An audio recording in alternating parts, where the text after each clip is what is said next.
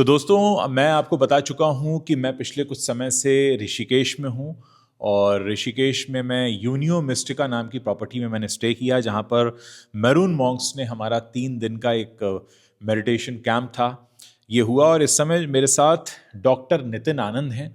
Doctor Nitin आनंद ने ही इस property को बनाया है जहाँ पर हम बैठे हैं, और ये इस प्रॉपर्टी का बुद्धा हॉल है जहाँ मैंने बहुत सारे मेडिटेशंस किए और बहुत कुछ सीखा।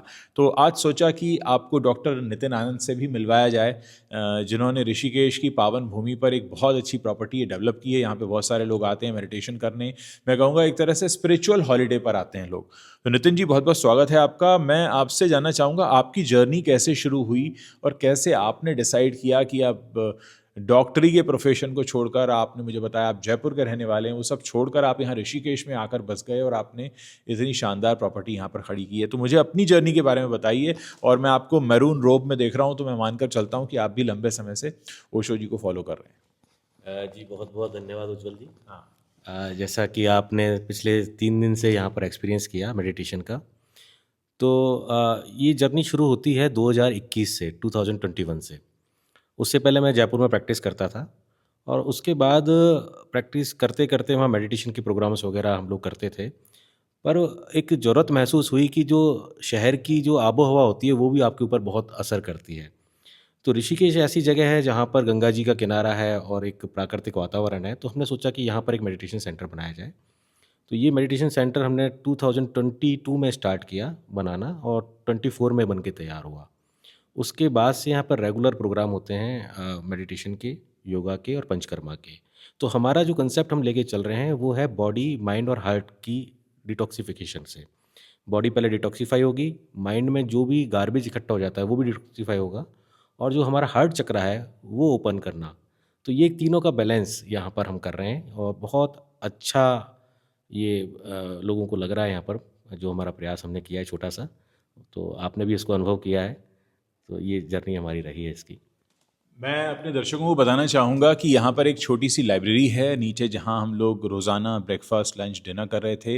वहाँ पर बैठने का बहुत अच्छा इंतज़ाम है। सेकंड फ्लोर पर यहाँ पर आप जो है पंचकर्मा करा सकते हैं, कंसल्ट कर सकते हैं।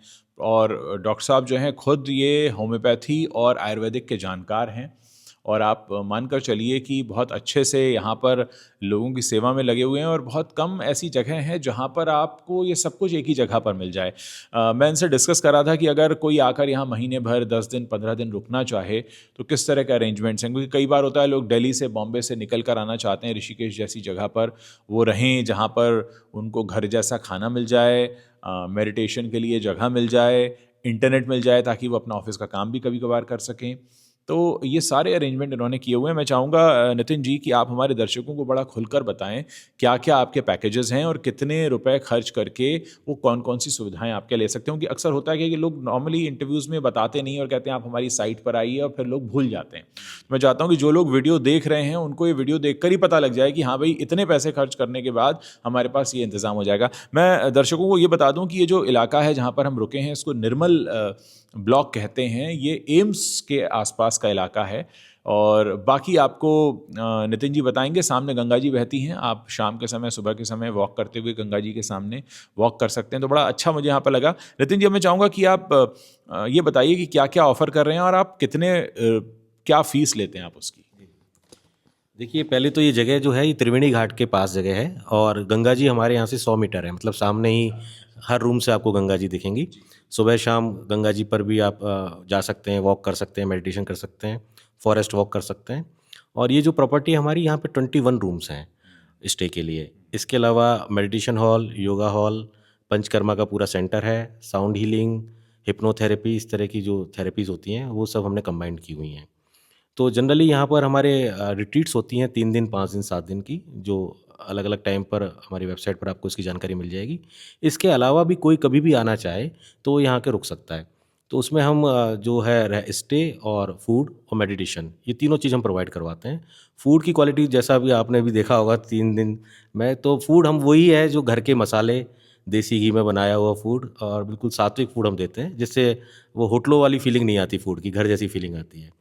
और रहना बहुत ही रीज़नेबल हमने किया हुआ है। अगर कोई बाहर से आके स्टे करता है तो उसका 3000 रुपीज़ हम पर डे का चार्ज करते हैं, जिसमें सब कुछ इंक्लूड हो गया। मतलब स्टे, फूड एंड मेडिटेशन तीनों चीज़ इंक्लूड हो गई। आयुर्वेदिक डॉक्टर और उसकी कंसल्टेशन जो होती है वो भी बड़ी रीज़नेबल है, और पंचकर्मा भी वो करवा सकते हैं। तो ये बड़ा सुंदर सा पैकेज हमने डिज़ाइन किया है।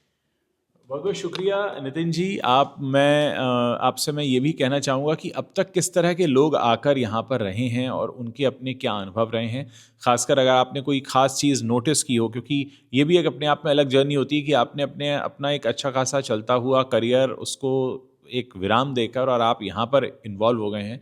तो कहीं ना कहीं इसके पीछे कॉमर्स नहीं बल्कि आपकी खुद की जर्नी भी रही होगी, जहाँ पर आपको लगा कि हाँ भाई मुझे यहाँ रहना है।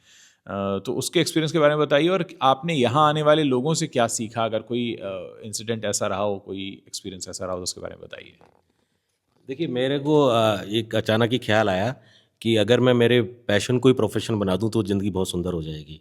तो हम लोग जब मैं जयपुर में प्रैक्टिस करता था तो टाइम निकाल निकाल के ऋषिकेश आते थे, कभी 1 महीना 2 महीना, तो वो बड़ा यहाँ से भी पूरा मन नहीं भरता था और वहाँ का काम भी इफ़ेक्ट होता था।